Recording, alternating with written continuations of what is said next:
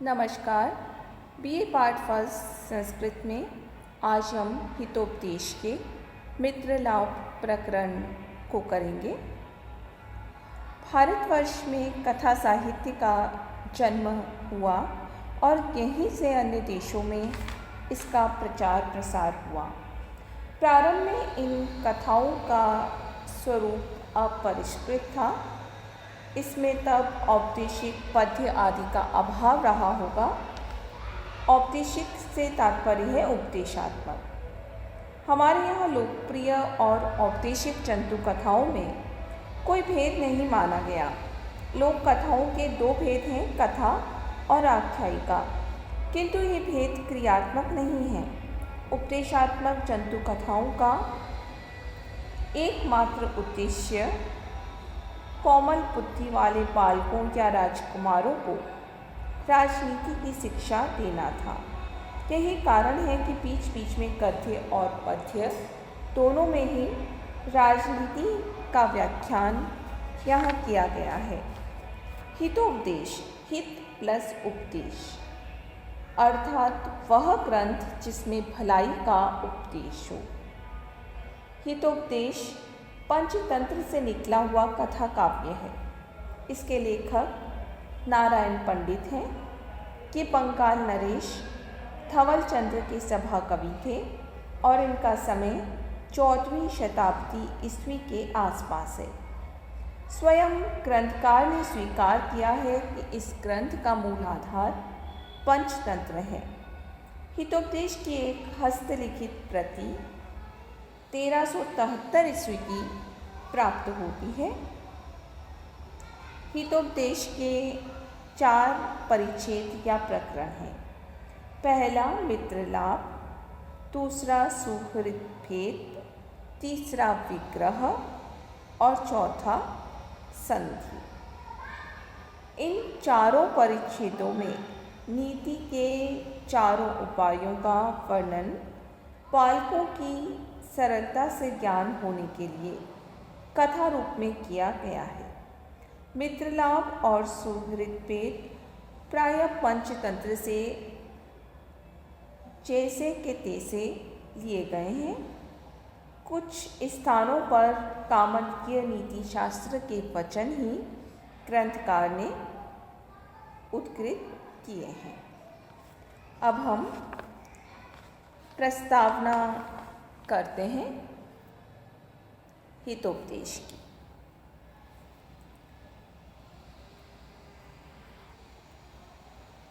पहला श्लोक प्रस्तावना का। सिद्धि साध्ये सतामस्तु प्रसादात् तस्य धूर्जटे जाह्नवी फेन लेखेव यन्मूर्ध्नि शशिन कला। यन्मूर्ध्नि, जिनके मस्तक पर शशिन कला, चंद्रमा की कला, जाह्नवी फेन लेखा एव, जाह्नवी गंगा के फेन की रेखा के समान अस्ति सुशोभित हो रही है। तस्य धूर्जटे प्रसादात्, उन भगवान शंकर की कृपा से सताम सज्जनों को साध्य अपने अभिष्ट कार्य में सिद्धि अस्तु, सफलता प्राप्त हो। प्रत्येक शुभ कार्य के प्रारंभ में मंगल कामना की जाती है कि कार्य निर्विघ्न समाप्त हो जाए। यहाँ लेखक नारायण भट्ट अपने इष्ट देव भगवान शंकर की स्तुति करते हुए अपनी रचना के सानंद समाप्त होने के उद्देश्य के लिए उनकी प्रसन्नता चाह रहे हैं। गंगा को जाह्नवी कहा जाता है क्योंकि जहनु की पुत्री ने माना जाता है। जब कपिल मुनि के शाप से सागर के 60,000 पुत्र भस्म हो गए, तब उनका उद्धार करने के लिए भगीरथ गंगा को पृथ्वी पर लाए। भगीरथ ने तप किया और स्वर्ग से गंगा महादेव जी की जटाओं में आकर गिरी। तदुपरांत आगे आगे भगीरथ चले और पीछे पीछे उनके गंगा चल रही थी। मार्ग में एक स्थान पर जानु ऋषि का आश्रम आया। वे कहीं बाहर गए हुए थे। गंगा उत्सुकतावश उनकी कुटिया को सूनी देखकर उसमें घुस गई और उनका सामान चुरा लिया और वहाँ से चल दी। जब जानु ऋषि को इस बात का पता चला तो उन्हें गंगा पर बहुत क्रोध आया। उसे दंड देने के लिए उसको पी गए। भगीरथ ने गंगा को अपने पीछे न देखकर उसे ढूंढना प्रारंभ किया। जब उसे सारा वृत्तांत पता चला तो उन्होंने जानु ऋषि से प्रार्थना की कि वे गंगा को मुक्त कर दें। इस पर गंगा को जानु ने अपनी जंघा से उत्पन्न किया और तभी से वो जाह्नवी कहलाने लगी।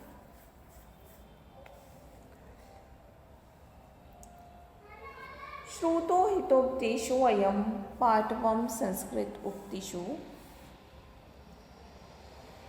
पाचाम सर्वत्रम वेचित्यम नीति विद्यां ददाति च।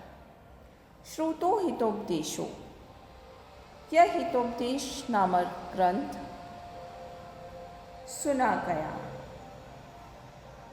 अर्थात अध्ययन करने से पाटवम संस्कृत उक्तिषु, संस्कृत भाषा में पाटवम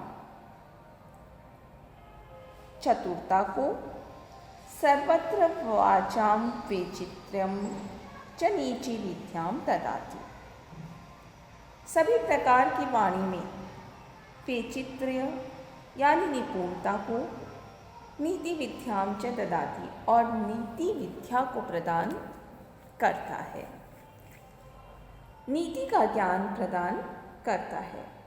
मंगलाचरण के अनंतर इस पद्य में प्रस्तुत ग्रंथ हितोपदेश की उपयोगिता के बारे में ग्रंथकार कह रहे हैं कि यह हितोपदेश ग्रंथ श्रुत सुना गया, अर्थात इसका अध्ययन करने पर संस्कृत उक्तिषु पाटवम, संस्कृत के बोलने चालने में निपुणता आ जाती है, चतुरता आ जाती है।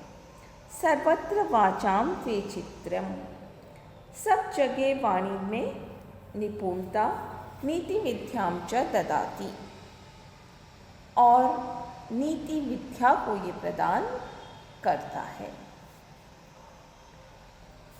अब इसके बाद कहते हैं अजर अमर वत प्राज्ञो विद्याम अर्थम च चिंतयेत् ग्रहित इव केशेषु मृत्युना धर्मम आचरेत्। प्राज्ञ बुद्धिमान मनुष्य अजर अमर वत, अपने को अजर अमर अर्थात बुढ़ापे और मृत्यु से रहित समझकर विद्याम अर्थम च चिंतयेत्, विद्या और धन का चिंतन करे, उपार्जन करे, उनकी प्राप्ति के विषय में सोचता रहे। मृत्युना केशेषु ग्रहित इव, मानो मृत्यु हमें ले जाने के लिए हमारे सिर के बाल पकड़े हुए हैं, ऐसा समझ करके धर्मम आचरेत्, धर्म का पालन करें।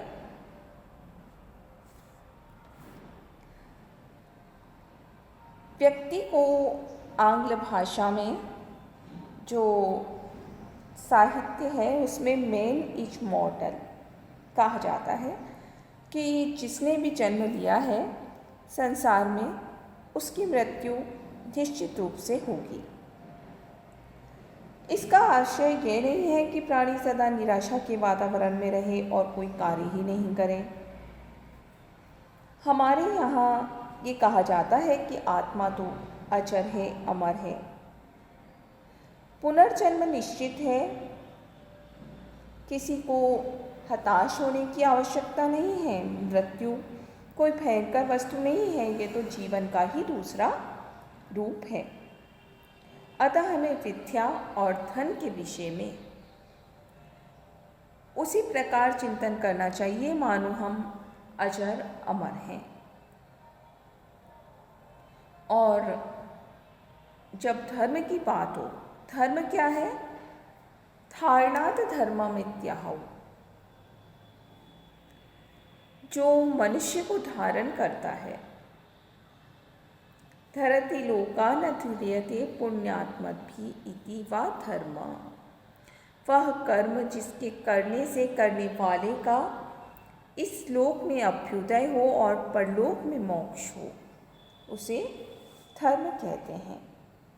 मनुष्य को पुण्य अथवा अपने कर्तव्य का निरंतर उसी प्रकार पालन करते रहना चाहिए मानो मृत्युना केशेषु गृहीति, मृत्यु हमें ले जाने के लिए हमारे सिर के बाल पकड़े हुए हैं। ये समझ करके धर्मम आचरेत, हमें हमेशा धर्म का पालन करना चाहिए। चौथा श्लोक।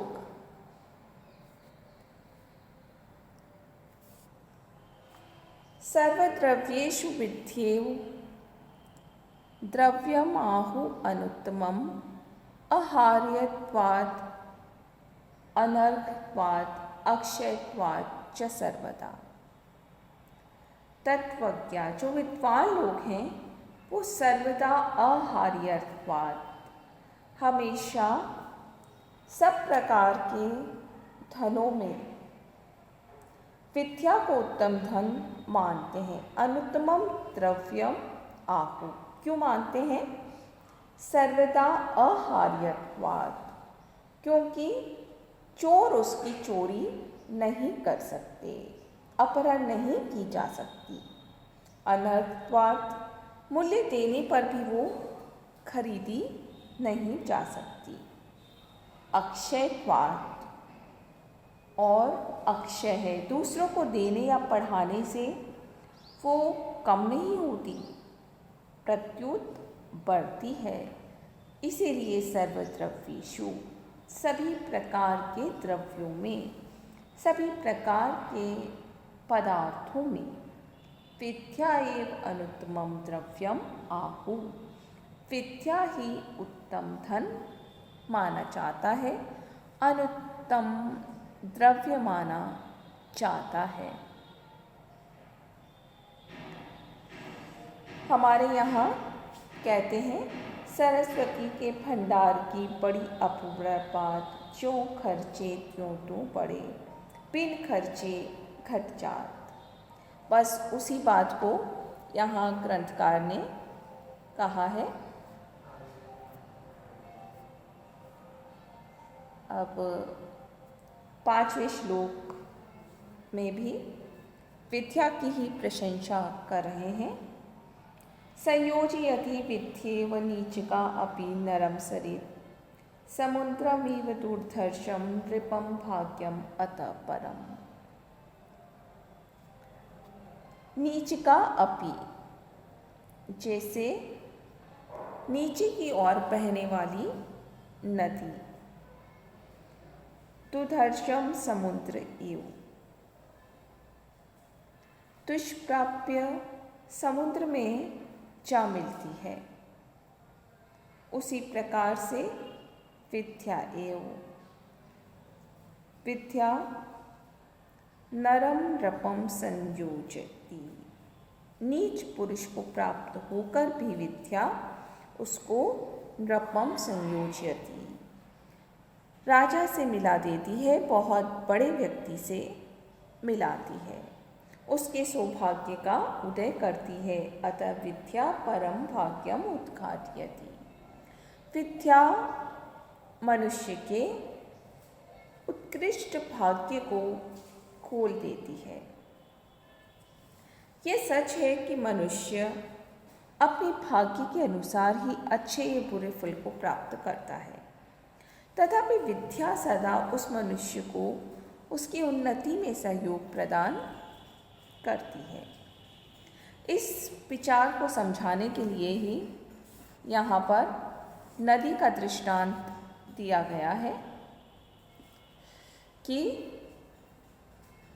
जैसे नदी जो नीचे की ओर बहने वाली नदी है उसमें तृण, काष्ठ आदि पदार्थ भी होते हैं, वो भी नदी के साथ बह कर के जैसे अथाह समुद्र में जा कर के मिल जाते हैं। उसी प्रकार नीच पुरुष को प्राप्त होकर भी विद्या उसे राजा से मिला देती है, उसके सौभाग्य का उदय कर देती है। विद्या ददाति विनयम विनयात्याति पात्रताम पात्रत्वात् धनम आपनोति धनात् धर्म ततः सुखम। विद्या विनयम ददाति, विद्या मनुष्य को विनम्रता प्रदान करती है। विनयाद पात्रताम याति, विद्या पढ़ने से ही मनुष्य विनयवान बनता है और नम्रता से क्या आता है मनुष्य में? पात्रता, योग्यता आ जाती है। पात्रत्वात् धनम आपनोति, सुपात्र होने से वो धन प्राप्त करता है। धनात् धर्मम, धन से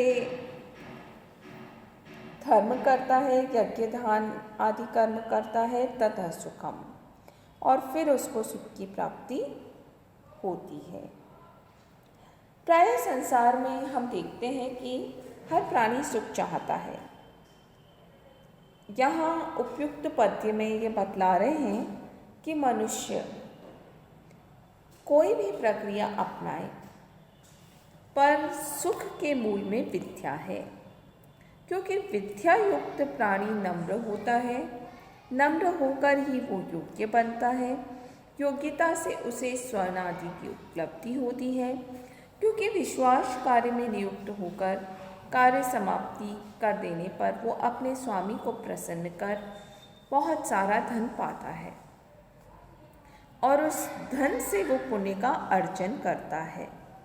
अंत में उसे स्त्री, पुत्र, समृद्धि, आरोग्य आदि आनंद मिलता है, जिसका वो चिरकाल तक अनुभव करता है।